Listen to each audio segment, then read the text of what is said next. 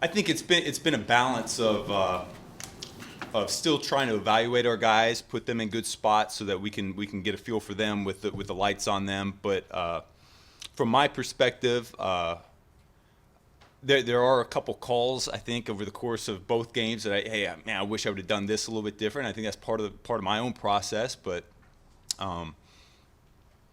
you talk to the play callers around the league. I think a lot of them kind of say you always have one or two each game, kind of like that. So that's part of it. But for me, I felt comfortable. I feel like I'm getting the plays in quick to the quarterbacks. They've done a nice job getting it to the offense, and I think we played with some of that tempo that we've talked about, just in terms of breaking the huddle and being able to go up and execute. So been pleased about that. A lot of people are curious about Jared Goff and his performance, as they haven't seen a lot of him in games or even on Hard Knocks. So what can you say about your confidence in his abilities?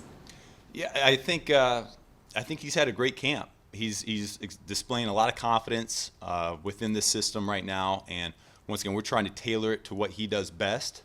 And I think that's going to come to light once we start kicking off and getting into the regular season here. Can you talk about DeAndre Swift a little bit? How do you envision using him this year?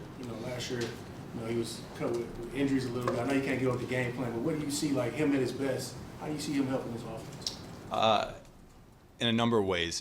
For us, I mean, he is an explosive playmaker. So each week it's how can we get him the ball? How many different ways can we get him the ball? And so we'll always explore that, and then there'll be times too we'll use him as a little bit of eye candy and get the other guys some ball. But I mean, he's going to open up the rest of the weapons on this offense, because we know anytime he gets the ball in his hands, he can make a good play great and score touchdowns. So I think our offensive line responds to that. I think our skill players respond to that. They know they have to finish every single play, because they don't want to be that guy that, hey, the play went longer than it normally does with Swifty, but my guy ended up making the tackle. So I think they know when he gets his hands on the ball, could be special. And what you show in the preseason is so vanilla by design. You think so? By design. No, come on. And so I'm just curious, like, you're focused on the moment, you're focused on the day, but how much do you let yourself kind of think ahead to the season opener, and just how excited you are to kind of unveil what you've built here with these weapons? Yeah, I think we talk offensively about being multiple, being able to attack in a lot of different ways, and our groups really embrace that. You see that a little bit the other night. We did the night practice, and so our unit we were able to try a few different concepts that over the course of a scripted practice are challenging to get in sometimes. So I'm excited about the fact that our group has been very dialed in mentally. They've been focused, they've been professional. They've been able to take adjustments that we throw on them at the last minute and apply them and make it work. So from that regard, I think there's a lot of promise in terms of where we could potentially push the envelope here on offense. And conceptually, I think the sky's the limit there. We can do a lot of different things with the way these guys have embraced everything. So not to divulge too much, but feel good about what we've put on tape so far from a fundamental standpoint up front, being able to evaluate our guys that way, and then where it can go potentially once we get into the regular season. How much does everything you do offensively stem from that offensive line and having as much talent and depth as you do up there? That's kind of where it all starts for you, right? And just when you're as veteran laden and as talented as you are up front, just what does that do for an offense? How does that open it up? Yeah, no, we can do so many things from a scheme perspective. I mean, you think you talk about what's your identity on offense. I don't know that we'll know that right away. It might take a few games before we figure that out. Coach and I were actually talking about that. What schemes do we lean on when it's really time to get to the gritty of it? And so the beauty about our offensive line, they are smart, they've been around, they played for a while now, and so we're able to do a lot of different things with them. And they're able to adjust on the fly really quickly as well. So from a run game perspective, we'll be able to be multiple, and then in pass protection, hopefully we'll be able to get more receivers out on routes and not have to stick in the 7-man protection world. Are there any skills that you learned about Chark at all from being around him? Like, is there anything that he's done so far that kind of caught you off guard that you didn't know? Who's that? DJ Chark. DJ? I think everything we saw on him on tape has shown up. You know, the vertical speed, the ability to separate at the top of his routes.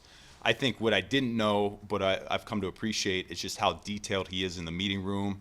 He's a great teammate. I think the guys have really rallied around him, and I think he's a great addition to what we're trying to do on offense. And what are you looking for in the backup quarterback? That's one of the more prominent position Sure. battles, I guess, left to decide. You know, that position as a whole, I think it always comes down to three things. It doesn't matter if you're a starter or a backup. It comes down to decision-making, accuracy, and toughness. And I think when you look at all those guys, including Jared, not just the backups, they have over the course of the preseason shown ups and downs in each one of those facets right there. And I think from that backup spot, we're trying to figure out, hey, who's the most consistent really at the end of the day with the accuracy, with the decision making, who we can trust the most when if given the keys to the car. So this was sort of asked of Dan the other day, but how does, you've been around these guys now for a year and a half essentially, so how much does just Sunday's game factor into that versus the entire body of work? It factors in a lot. I think, we'll start Tim. I think Coach has already said that, but it'll be a great opportunity for him with the first O-line and the first receiving group that he hasn't had yet. So he'll get a great look at evaluation right there. I don't know if Dave will get in with that same thing, but we'll kind of see how that plays out. But I do think this game plays a big part of the evaluation process for them. I know these are ultimately Brad and Dan's decisions, but I'm curious when you have a guy that has a late camp surge like a Justin Jackson. I know he's got a resume, but you've got familiarity obviously with the other guys, with Craig being here last year and Jamar being a guy you developed, and Godwin having some explosiveness in a return role. When Jackson goes out there and has kind of that performance that he does, how does he even have a shot, I guess? How does he climb up the depth chart and give himself a shot here at these late stages?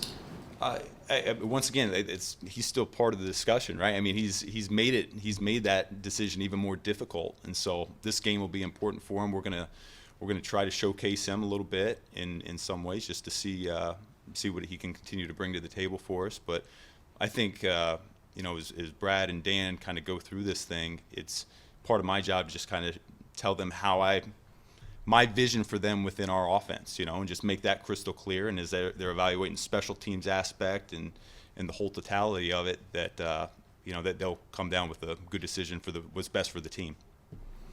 Ben, do you have family and friends calling and wondering where you are in Hard Knocks? Have I not been on there? No. Not really. Okay. No, I haven't followed it very much, but that's okay. It's not about me. I've always flown under the radar, so all good.